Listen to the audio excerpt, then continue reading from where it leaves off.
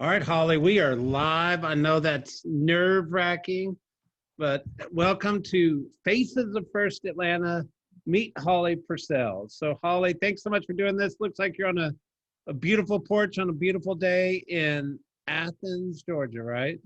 That is correct. Here I am out in the country. All right. So, question for you is we want to learn about you and your journey in real estate and all that fun stuff. And I want to hear your story, and hopefully, we'll learn quite a bit along the way. So, start us in the beginning. Okay, so this is the only job I've ever had. So No, tell me. really no journey. And I've watched these other Facebook lives that you've done, and I feel like everybody worked for a developer. And so Right. um, I did not do anything. I really grew up in Jefferson, which is 20 minutes away, and moved to Athens in 2003, I guess, which was Okay. not far away. And then I was in college, and I I'm guessing at the University of Georgia, right? no, I did not get Okay. in. But you're a big University of Georgia fan. Yes, my family is, and a lot of them have gone. My husband went to Georgia. Um, Okay. I was actually in dental hygiene school here in Athens, Athens Tech. So I thought I was going to be a dental hygienist, and I don't know. It's not that I didn't enjoy it, but I just have. I want. This is terrible to admit, but I found out what their salary, and I wanted to do something where I could make a lot more money than that. Sure. So, I don't um, think that's terrible to admit.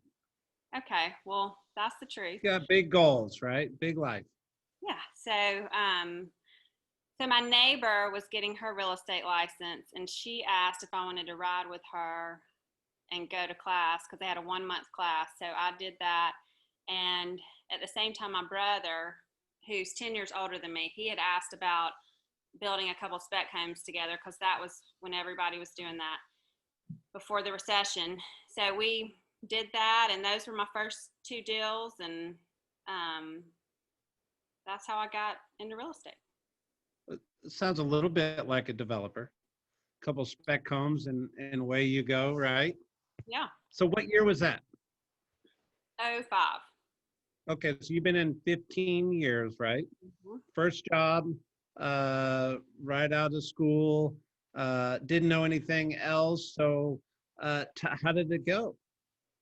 Um, it was terrible. You're honest. So tell me about terrible. I am honest.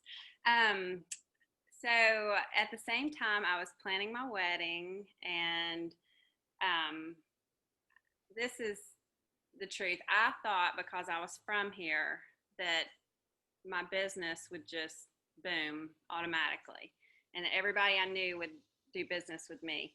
And that is not the truth, and it does not happen that way. Okay.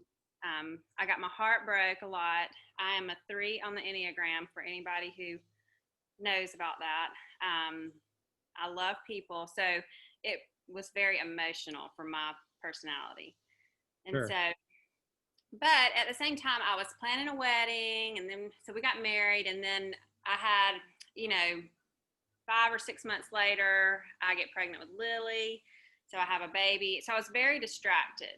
And I started out with a big brokerage here in Athens, the biggest brokerage, and a national brand. And I didn't have any help. And I really felt like I was thrown to the wolves. I was the Right. new person, I was a baby, and I was not taken seriously. And so I just probably enjoyed my time with my baby. And then I got pregnant again, and I had Landon. And so for those first few years, I was a realtor, but I might have done like 10 deals a year.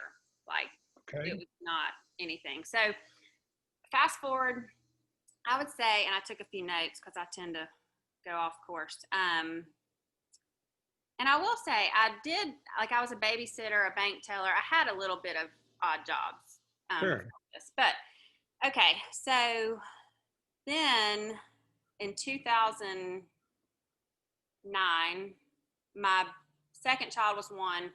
And I figured I need to figure out if I'm doing this for real or not.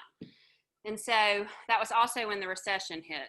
Yeah, So I remember. it wasn't a great time to decide Guard if in you there. get serious Yeah. about your business. But that is when my business grew.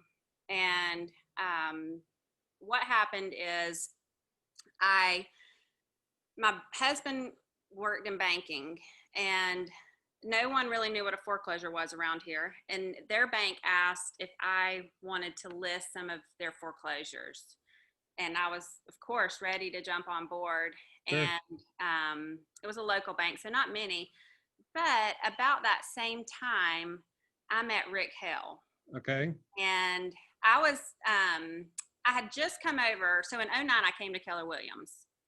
So I was at the So local. in order to get serious, you came to Keller Williams, right? Yeah, and I wrote that in my notes. I said two big things happened for me. I was recruited to Keller, and I met Rick Hell. And so at a convention or something, and he did a lot. He sold a lot of foreclosures as well. He had a lot of that business, and so I just asked him for some help. And of course, he's the nicest person ever and was generous and helped me and told me how to build a foreclosure resume and what to do and really treat it like lead generating. Yep. So that's what I did. And I created a foreclosure resume. I didn't know what I was doing. I was faking it. They'd ask me, did I know how to do this? Sure. And I'd just go figure it out. Yep. And so that led one thing to another because it was just so absurd for a lot of people. Banks didn't know how to figure it out, so I was the solution, and I showed them how I could help them. So it went from then I had 5 banks, and then I had 10 banks, and then I got the Fannie Mae account, and then I had Bank of America. So I was serving about 15 banks. And that is when I also didn't see my kids a lot. Yeah. Life really, really got crazy for me. And I don't really regret it, but I had 2 nannies. I did build my team at that point out of necessity. I mean, gosh, it was so much, you do so much more work for a foreclosure listing. Of course. And so, but that's how I got through the recession and learned about the MREA model. And I went to all the conventions and really spent a lot of time on my business, and it grew. Right. So I want to pause for a minute because I heard a nugget in there, and I want to make sure everybody catches it. I think we all in our journey of life find ourselves at moments where we've got to act as if, even though we're not internally struggling with it, we deserve to be there, right? Or we don't feel like we're fully qualified or fully educated or fully prepared, but sometimes you just got to show up in life and act as if you deserve to be there. I hate the term fake it till you make it because I don't want anybody to fake anything, but act as a professional and act as if you deserve to be there. And it sounds like I'm hearing that in your story early on is you probably had some limiting beliefs. You probably had some inexperience, but you showed up every day with that act as if mentality and just plowed your way forward. Yeah. I mean, that is exactly what happened. And it worked. And it wasn't that I wasn't willing to figure it out. I wasn't going to leave them stranded. But if I said I knew how to do it, I was figuring out how to do it. Absolutely. And so that happened. Did that really strong for a few years. Fast forward to, and I got a coach and did Bold at this time too. So even though I was doing a lot of foreclosure business, I was learning how to create a traditional business at the same time. So good. All right. So at that point, I was on, it sounds great, but my personal life stunk. I was listening to Michael Bunch's video, and I have a lot of similar emotions that Michael's had. And even though the money was coming in, I was just at a max in I had no margin for anything else. And so I guess it was, 2012. All right. So I was at the Keller Williams office on a Friday night at 10 o'clock by myself, and the power went out, and I had deadlines, and Right. I started crying and was like, I cannot do this anymore. At this point, I had met Sean Rawls, and I was coming to a lot of trainings, and I just craved that environment.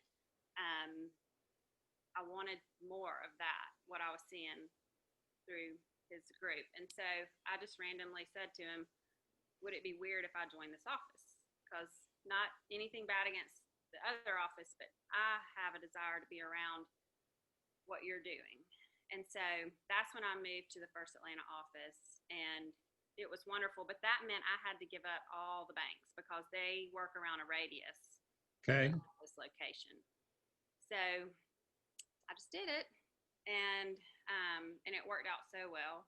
So It you was, made a decision to choose your family and mm-hmm. to choose an environment that puts you around big thinkers, learning-based people, all the stuff that you knew you needed to get you to the next phase, right? Yeah, and so I know I don't ever want to sound like I'm putting something down or another place down. It was truly just I wanted to go be around what I saw. And so, yes, I wanted to be around people doing more business than me. That networking has been really big for me at Keller Williams. I have a national group of realtors in this company who I talk to weekly. Yeah. And sometimes we don't talk about business, but just being around those people keeps me wanting more and accountable. Yep. So, all right. So at that point, Coach Kate Patulski, I had a lot of good coaches in my life. A lot of people helping me. Business really grew. Team grew. I've always liked to try to work smarter if I could. So I wanted to find the people who could give me multiple leads. I think that's a big thing. Find people in your life that can give you multiple leads a year. Okay. So in banks, obviously, they were doing that. Yeah. New construction came back after the recession. So I wanted to find some builders that I could work with. So, Okay. So you wanted to shift your business from REO to building. well, no, I mean, I just want to find people who I can get multiple deals with a year. I'm not going to go work for a national home builder and be their full-time, model home worker. Right. But there's a lot of, in my community, there's local builders who might build 10 homes a year or small. They don't need a full-time employee. So that's what I did. And I started working with 3 or 4 guys who were flipping homes, building a few homes. And I would just ask them to interview just like I would anybody else. So that became a big part of my business. And then just my database. That is, I know everybody keeps saying it, but it is so huge. It is I don't like to cold call. I will just raise my hand and admit it. If I knew I had to do it to feed my kids, I would, but it is not fun for me.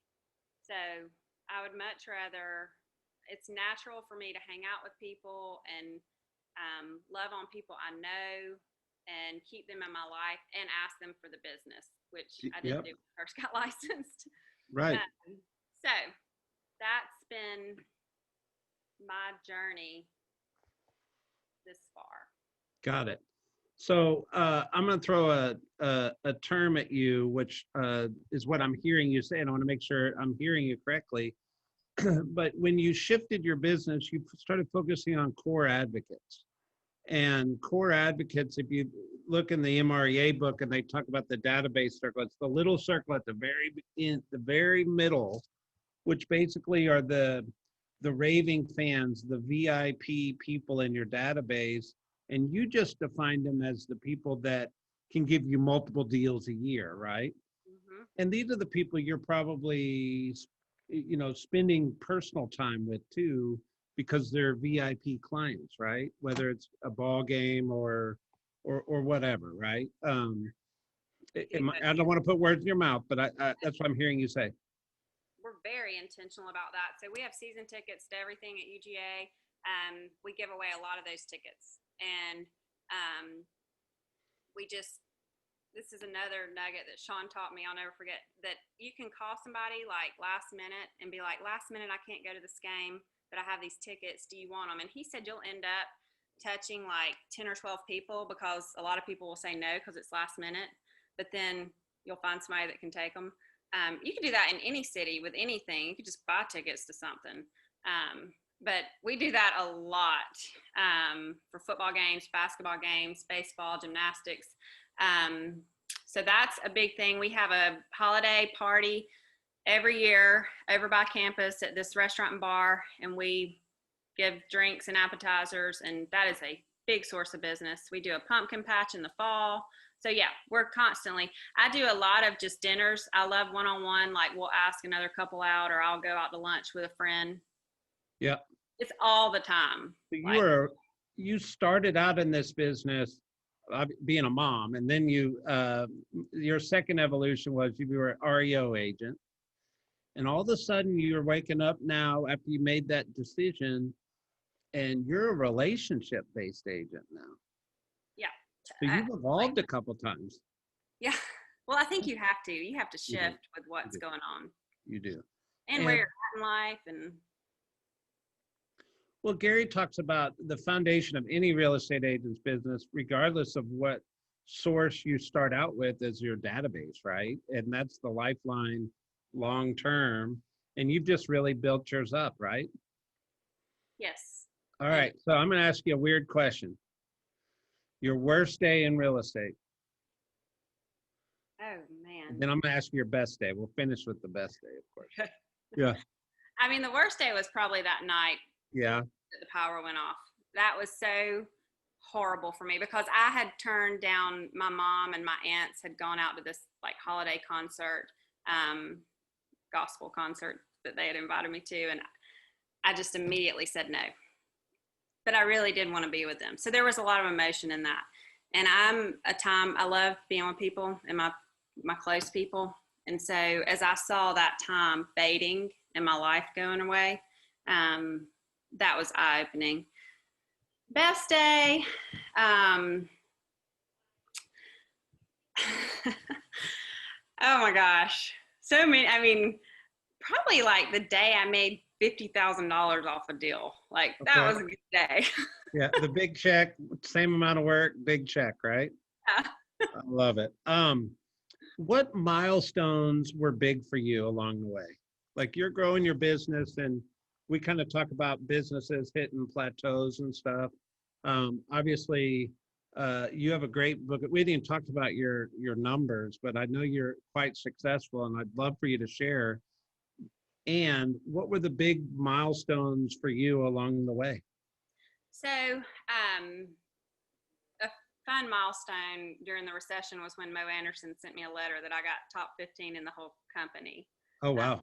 I felt, so I'm always looking to the next level, and I don't sometimes feel worthy of where I am in that moment. And that was such a, and I love her. She is so special to me. So that was important. Very big milestone. The first year I did 100 deals. That was a milestone. What year was that? We did that in 2011, I believe. Okay. 10 or 11. Because then we did it for a few years. And then when I decided to get out of the REO stuff, it shifted a little. But what happened is my price point, I became very intentional about increasing my price point. Okay. So my GCI went up, and my transactions actually went down. So that was interesting. Transactions are stability, but volume's what we get paid on, right? Yeah, and for me, that was just so important, because I got pregnant with our third child in 2015 and was determined not to miss out on a lot of his infant year, or the first few years like I did the other two. And so that was amazing. And that's like a whole nother story. I won't get off on that today, but how that all worked out, I mean, it was crazy. And I do believe like the Lord honored that in my life at the time. And so for 2 years running now, I've had the largest transactions in Athens and Oconee County, the neighboring county. So that's important. Failures, though, I have to tell you, I don't know if you were going to ask me, but because I want people to know there's people are starting to figure out my questions ahead of time now. Well, that's why I asked you. I cannot hire people. Okay. I'm horrible at it. I mean, listen, if I'm so emotional, if I go out and meet somebody and I like them, I'm just, I'm terrible at it, Brett. And so that's something that I'm still working through as I learn more about who I am and how important it is. And I mean, I've been through the training. I know the things, but I've hired a lot of wrong people. They're not bad. They just weren't a fit. Yep. And it's a process, right? Mm-hmm. And sometimes along the journey, we have to learn what we're good at and what we're not great at, right? And then I appreciate you admitting that because somebody's going to relate with that. A lot of people uh, struggle admitting things that they're not good at. And I think one of the characteristic traits of really successful people is becoming very introspective in who you are as a business person and knowing, hey, I'm really good at this and this is something I'm horrible at. And so great job on that. I mean, I just think it's you being introspective. I don't think it's good or bad. Right. You did say something. I want to go back for a minute. You said you were very intentional about raising your price point. Mm-hmm. Talk to me about that. How do you intentionally raise your price point? So, um, this is like 2012, 2013. I wanted to be around the people who were selling more expensive homes. You've got to get to know those people. And so I love tennis. And so we went and joined the club that I would have an opportunity to network with a lot of people at. So like that's one way.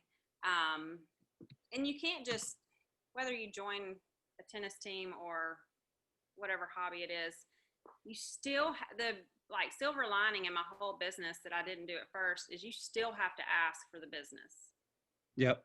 no matter how close you get to people. So we farmed certain neighborhoods that, so in our area, it's really hard. We are not Atlanta. We do not have a lot of luxury real estate. There's 5 or 6 communities with less than 100 homes in them that you can really go after in this market.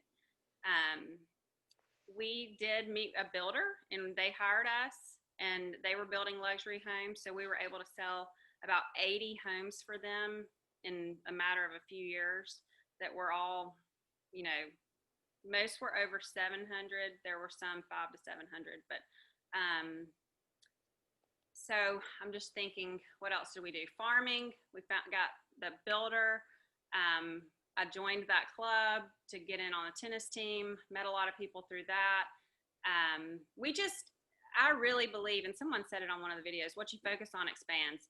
That's my favorite bold law because I like genuinely believe that. I Yep. think that when you set your mind on something, like the world comes to you. That is where you go. Where your mind is where you're going. So we just really started. I was out trying to meet those people. And then when you sell one, you can start circle prospecting and you can Sure. start letting people know, look, this is who I am. And I built a whole business around I sell luxury homes. So Yep. I did do some marketing in that. Sure.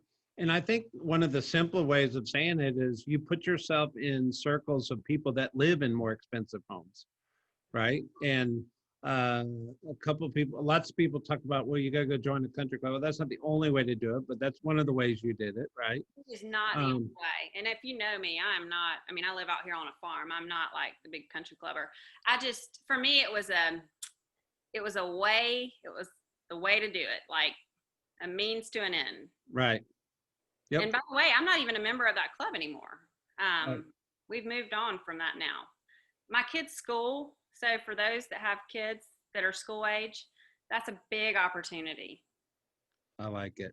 So what kind of success are you having right now? Like what's your, well, I guess, how much success did you have last year and how are you navigating this year? So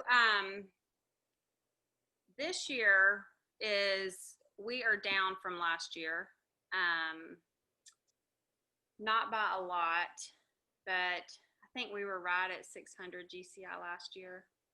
And that's just me and Jim, my husband. We do Right. not currently have anybody working with us. So, and he's more of an assistant. That's why he's not here. Just kidding. He's, he is a Poor Jim. he's an ID. He does not want to be on this Zoom call. I gotcha. Okay. I mean, SD. SC. I gotcha. He He's making the world go round, right? is not an I. Woo. Yeah. That's right. So, and then this year we are probably gonna be a little bit under that. But I took almost 5 months working half-time to be with my kids during quarantine. We have 3 kids. We just literally lived out here on the farm. I took it very serious for our family. We didn't go many places. We're just now getting back into things, but it was a lot. It was hard, but I have enjoyed that time so much with our family. Sure. So I would say I'm not disappointed in it at all. We've got some big things in the work to finish up the year. There's a few big deals happening, and that's something that I would say I'm good at is I will figure it out. Like now I'm going to go bust it the rest of the year, but I took that time off with them. Good for you. And so, yeah, that was a eye-opening experience after having Henry. Yeah. So I was just seeing if I had written any notes about that, but go ahead. Yeah. So if I meet Holly 5 years from now, who am I going to meet? Oh, so Holly's going to have a college student. Ooh, I don't know. I may be crazy. Yeah. But no, I think I'm still going to be me. I'm in a place in my life that I'm very happy. I am really focused on my children right now, and I know this is a season and it will fade. All my friends with older kids remind me of that. So right now I'm soaking it up. I have a 8th grader, 6th grader, and a pre-K-er, and for the next 5 years, I'm going to be heavy in their life, but I'm going to work. I will work full time, and I will prioritize and just keep doing what I'm doing. Honestly, I'm in a good place. I love it. So I'm going to end with the question I love to ask is, if you wrote a book or gave a TED Talk, what's your topic about?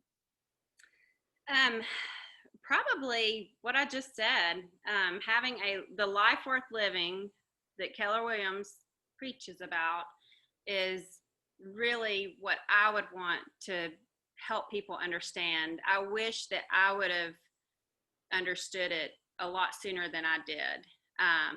That making all the money and working 100 hours a week is wonderful and sometimes necessary, but I would have succeeded through others a lot sooner and learn that process a little better.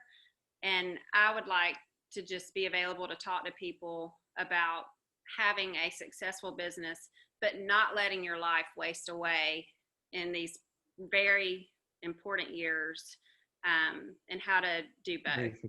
I love it. Holly, bottom of my heart, you're awesome. Thank you so much. Appreciate you being here and sharing with us today. Thank you so much. See you later.